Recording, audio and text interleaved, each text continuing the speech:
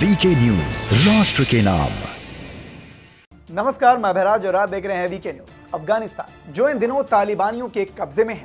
अफगानिस्तान से आए इन तालिबानियों की दिल को दहलाकर रख देने वाली क्रूरता की तस्वीरें भी सामने आती रहती हैं, जहां वो अपनी कट्टरता को दर्शाते हुए शरिया कानून को लागू करते हुए आतंक मचाते हैं, जनता पर जुल्म ढाते हैं। अपनी तानाशाही लागू करने के लिए तालिबान अब हर हद पार करने को तैयार हैं। कभी महिलाओं के हिजाब को लेकर बवाल कर रहे हैं, तो अब आपको बता दें कि वो उससे पूरा देश ही क्यों ना बर्बाद हो जाए, लेकिन उससे उन्हें कोई फर्क नहीं पड़ता। उन्हें मतलब है तो बस अपने देश में शरिया कानून को लागू करने से और इस्लाम से। इस बीच एक ताजा मामला सामने आया है, जहां तालिबानियों ने एक और बेवकूफी से भरा कदम उठा लिया है और तुगलकी फरमान जारी कर दिया है। बता दें कि तालिबान ने मंगलवार को अफगानिस्तान में विदेशी मुद्रा के इस्तेमाल पर पूरी तरह से प्रतिबंध लगा दिया है। तालिबान ने कहा है कि आर्थिक परिस्थितियों को देखते हुए देश के सभी लोग राष्ट्र हित के लिए सिर्फ अफगानी मुद्रा का ही इस्तेमाल करें। यह फैसला ऐसे वक्त में लिया जा रहा है जब देश नकदी की कमी और भुखमरी की कगार पर है। अमेरिकी सेना के जाने के बाद से अंतर्राष्ट्रीय रूप से अफगानिस्तान को मदद मिलनी भी बंद हो गई है। वहीं तालिबान अंतर्राष्ट्रीय समर्थन जुटाने की कोशिश में लगा हुआ है, लेकिन किसी भी देश की ओर से औपचारिक रूप से उसे समर्थन देने से साफ इनकार कर दिया गया है।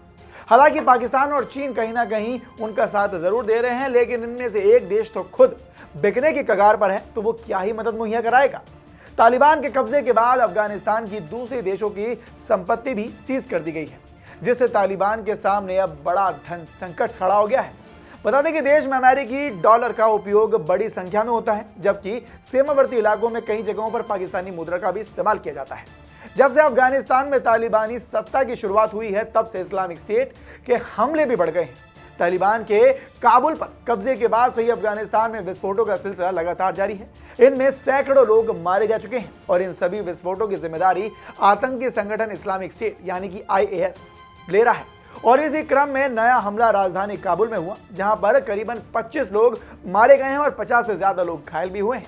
इसकी जिम्मेदारी भी आतंकी समूह इस्लामिक स्टेट ने ली है। अब ये तो आप सभी जानते हैं कि इन विस्फोटों से सिर्फ जान नहीं बल्कि माल का भी नुकसान होता है। जब देश से वैसे ही बर्बादी की कगार पर हो, तो ऐसे में विदेशी मुद्राओं पर प्रतिबंध लगाना कहीं तालिबानियों की बर्बादी का नया आगाज तो नहीं है। अब ऐसे में सवाल यह भी उठता है कि जब तालिबानी सब पर प्रतिबंध लगा देंगे, तो फिर देश की आर्थिक व्यवस्था कैसे अच्छी हो पाएगी, कैसे दुरुस्त हो पाएगी। तो अफगानिस्तान के पास ना तो खेती का भंडार है और ना ही कोई औद्योगिक सेक्टर जो इतनी बड़ी अर्थव्यवस्था को वो बिना किसी बाहरी मदद के चला सके। अब इस खबर पर और तालिबानियों की इस बेवकूफी पर आपकी क्या राय है, हमें कमेंट बॉक्स में कमेंट कर जरूर बताएं और देखते रहें वीके न्यूज। धन्यवाद। ये है ड्रीम मीडिया नेटवर्क और आप देख रहे हैं देश का पहला 24/7 digital news channel VK news, राष्ट्र के नाम।